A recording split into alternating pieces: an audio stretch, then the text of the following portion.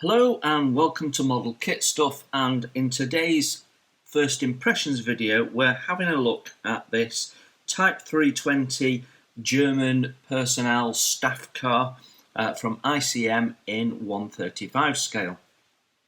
So this is a 2019 release of a kit that was originally released in 2016. What they did when they re-released it is they added the figures. So the actual main focus of the kit, the car, is 2016.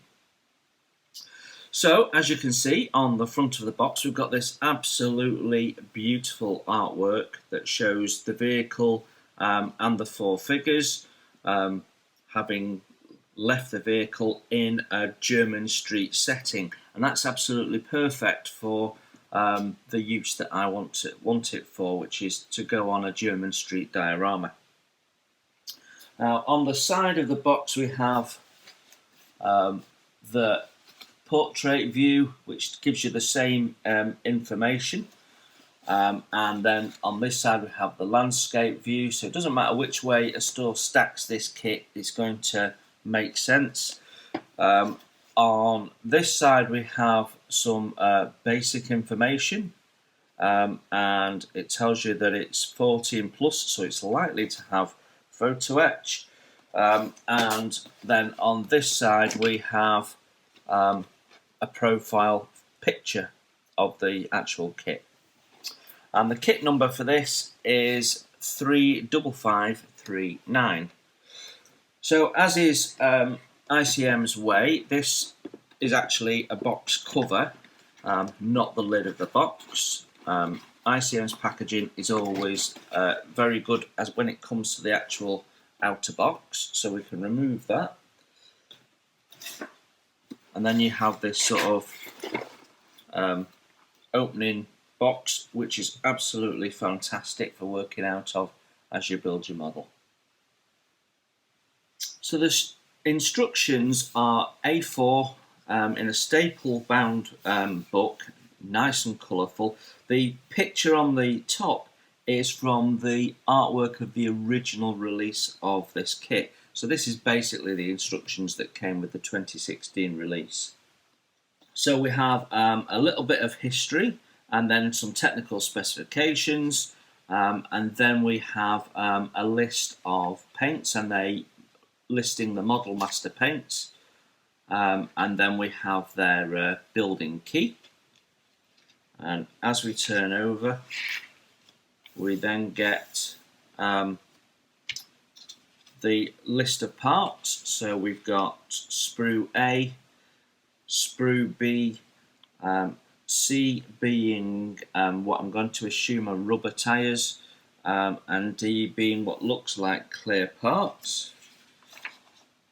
And then as we get into the instructions, we start the build with the engine. So got quite a nice detailed looking engine block there that we build up with quite a fair amount of detail, so it's likely that you can have the bonnet open on this.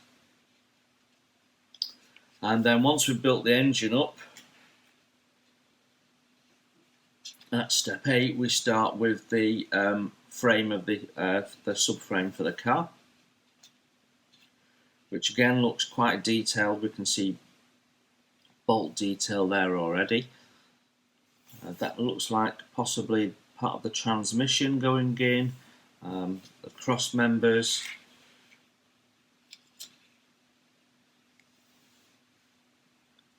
and then we can see front suspension going on, and parts on the rear axle. So it's all very nice, clearly laid out, big pictures, nice and easy to follow. So we've got a front and back hub going in there, and we've got the springs for the rear suspension going in there, and then we're already putting the wheels on. So at this point we need to have painted all of this and painted the wheel hubs to build this up. So it shows you putting the wheels on one side, and then right, okay, that's one way around, and then they flip the whole frame over to do the other side. That's why it looked different. Then you've got the steering going in, and what I'm gonna guess is the fuel tank goes in there. So all the major components are there. The engine that we've built up goes in at step 24, so you could build up the sub-assembly first and then go back to the engine, which might make a little bit more sense, possibly. Then we've got the radiator, the front bumper, the exhaust, and then we've got the floor pan, which has all the mud guards and running boards all moulded into a single piece by the looks of it. So we're halfway through the manual here, and we're on step 27. So we're then adding details to the floor pan, so the pedals, the gear shift, the handbrake. Then we appear to be working onto the roof, and that looks like the soft top roof there that we're building up, I would think.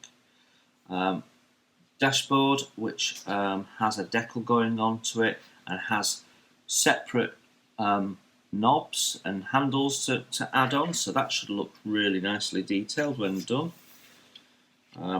Then goes in the forward bulkhead. The steering shaft goes in, and then we're adding the seats. So we're building up the back seat, which goes in, and then we've got, looks like the two front seats are joined together. And then we add the seat back for the forward seat, and we're building the steering wheel there. Then we're building up the sides of the cars. Now that looks like the doors are all moulded in, and then we're adding the inside linings, and then we're adding the details, the window winding handles, the door opening handles in separately. So you've got an opportunity to paint them differently if you wish. So that's all good. Then we repeat that. Then we are doing this is the boot lid moulded into a section of the rear window, which goes into the roof line. So I don't know whether it has a soft top that just folds back, possibly. Don't know. We will see.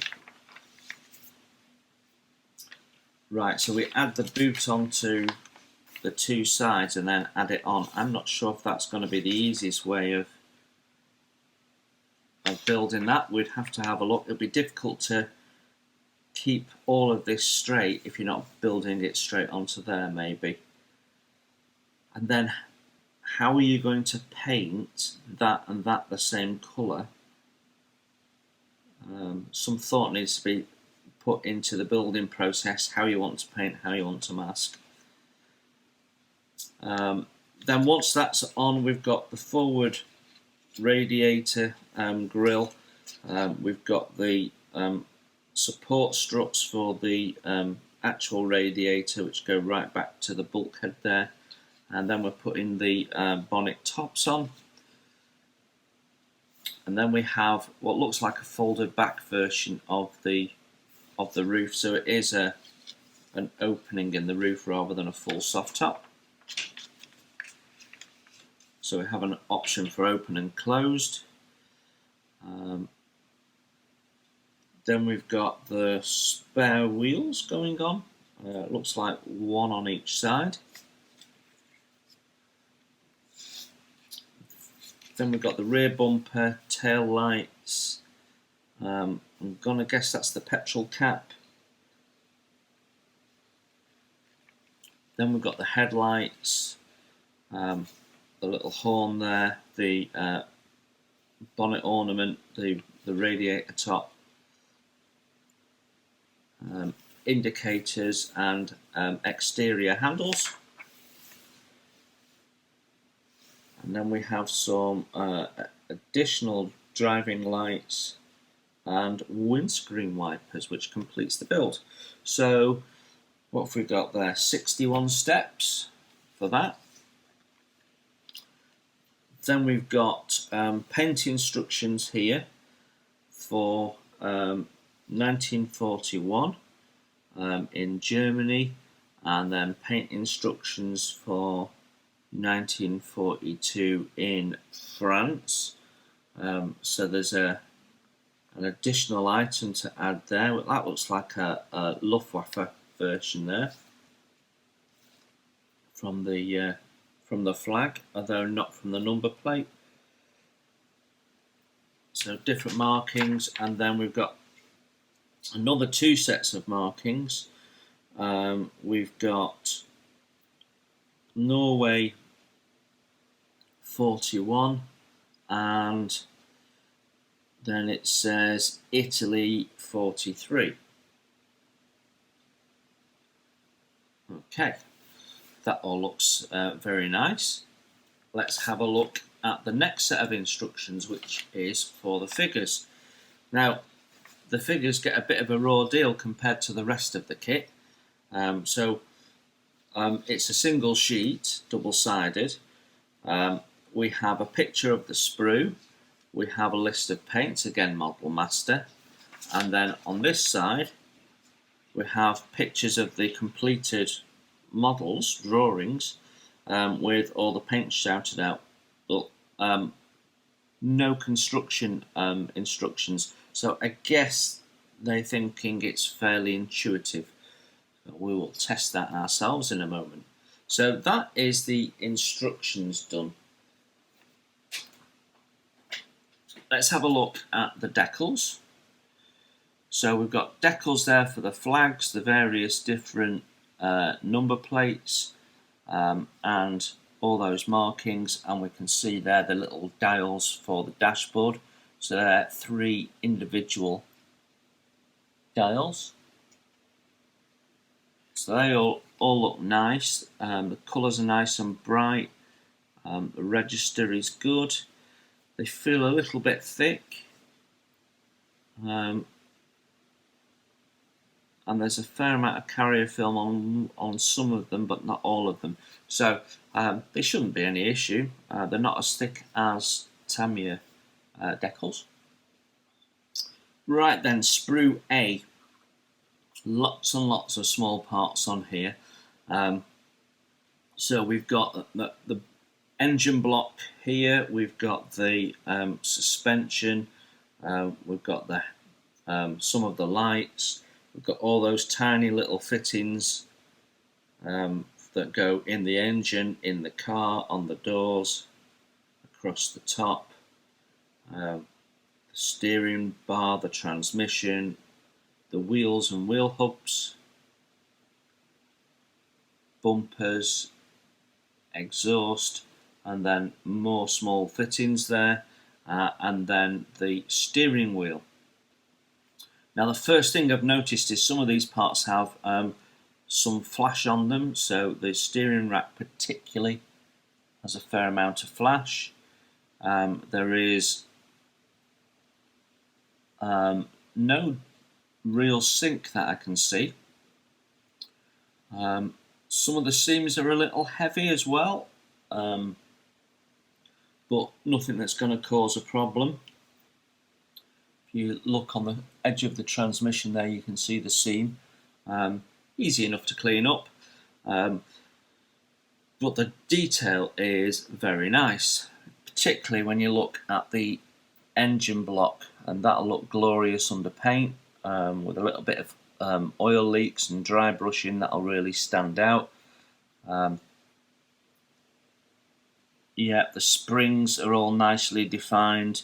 Yeah, that's all very nice actually.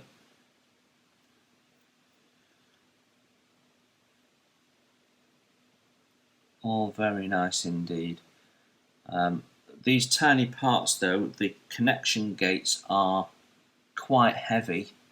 And if you look at some of these parts here, you can see the connection gate is almost as big as the part in some cases. But the detail is lovely. Absolutely lovely. I'm going to get you in a bit closer because some of these parts are very small. So sprue B now, and I've taken the floor pan off at some point. I'm not sure why. So the floor pan has, well, not much in the way of detail on the underside, but is nicely formed. There's a few ejector pin marks there that we'll potentially have to deal with. When we flip it over, it does look really nice. A little bit of cleanup on the connection nubs, but that's all.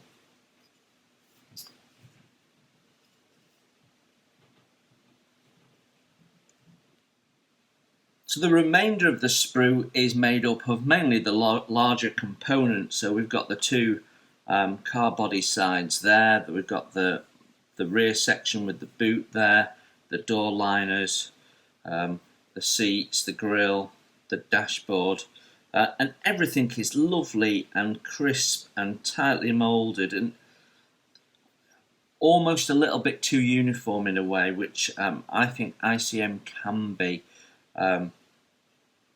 So if you take these two door pockets, for example, these would be a soft material, and they both uniformly look the same, and that's probably not 100% accurate. I mean, don't get me wrong, they look beautiful, but a little bit of variation in how they look would just help.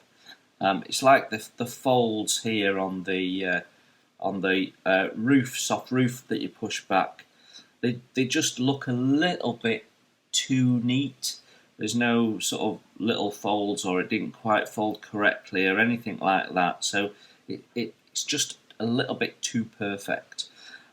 One thing that's very clear and is a bit of a disappointment is the fact that the doors are marked out, but they're not openable. You can't do anything there to open those up, which is a real pity.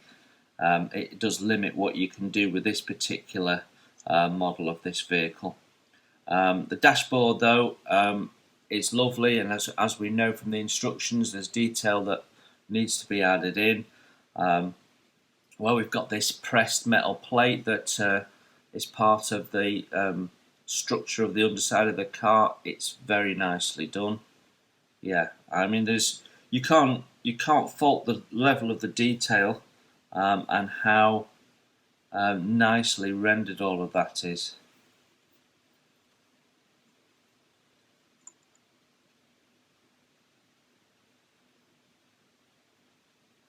Fuel tanks there. That all looks really nice.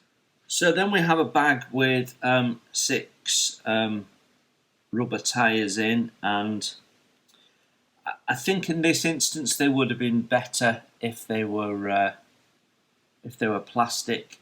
Now, some people just simply aren't a fan of the rubber tyres. I don't mind them if they're done well and if they work well. Now, these are solid. For a start, so my first observation is the weight of the model isn't going to add any weight to the look of the tyres. So we're not gaining anything by having rubber tyres, but what we are losing is the ability to get nicely defined sidewalls there. So there's no wording on the sidewalls at all, which obviously there would have been. The tyre grooves are poorly rendered as a result. The tread pattern's okay, but could be deeper. Again, a limitation of the material they've used, and quite a bit of seam to clean up, which can be a little bit more difficult to get rid of than if they were plastic. I suspect if these were plastic, we'd have better definition on the tyres, and we would have had some sidewall detail. So it may be worth having a look, see if we can get some replacement resin tyres for this, possibly. So the final vehicle sprue is the clear parts, and I mean, they look perfectly fine. You've got the door transparencies, rear window, windscreen, and then you've got the lamps, which are domed, so give you that lens-like look. But they are totally flat. I wonder how accurate that is. They are actually ever so slightly milky. They've got a slight haze to them, which I can see in the light. Probably won't be noticeable once on the kit, but they do have a slight whitish, grey, milky look to them as I look at them through onto the cutting mat. So yeah, interesting. But they're nicely moulded and perfectly moulded actually, so should look beautiful when on the kit. Then finally we have this sprue with the figures on, and ICM's figures I find can be a little bit hit or miss, and more hit than miss, to be fair, but once or twice I've had some and they've been quite soft moulded and a bit flashy and not quite got the level of detail. I'm pleased to say these are not like that. These are very, very crisp indeed, and I can see on the uniforms, I can see all the detail popping out, the buttons, the creases, the badges, the epaulets look good. So yeah, very, very, very nice. So we've got the group together for the figure. So we've got the torso, legs, arms, head and hat there for the first figure, and then this one is carrying a briefcase, which is nicely done, got some creases in, so two-part briefcase, which is nice, and also has a pistol, so he's the officer, I guess. Then we have what looks like, because of his hat, looks like the chauffeur. And one of his arms is part moulded on,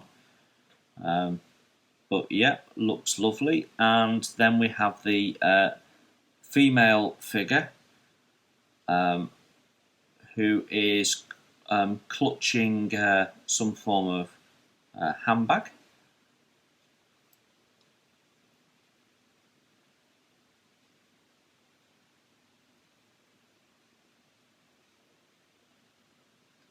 Looks lovely.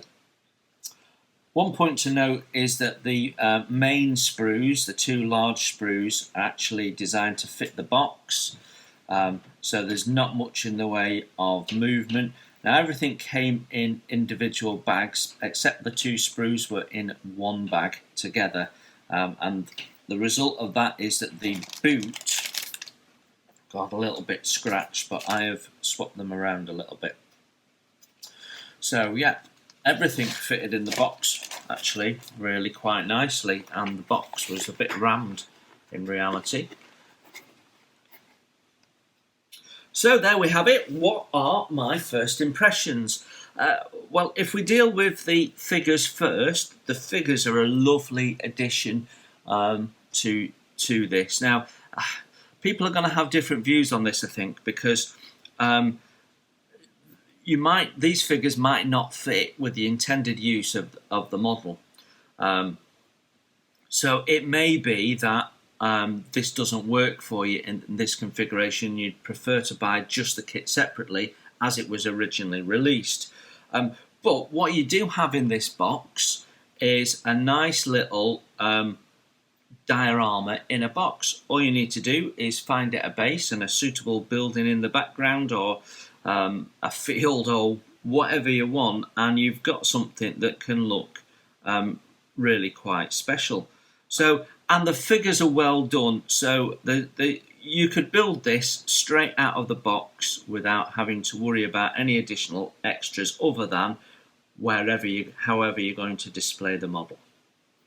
So that feature I really like. When it comes to the car, we've definitely reviewed better model kits of vehicles.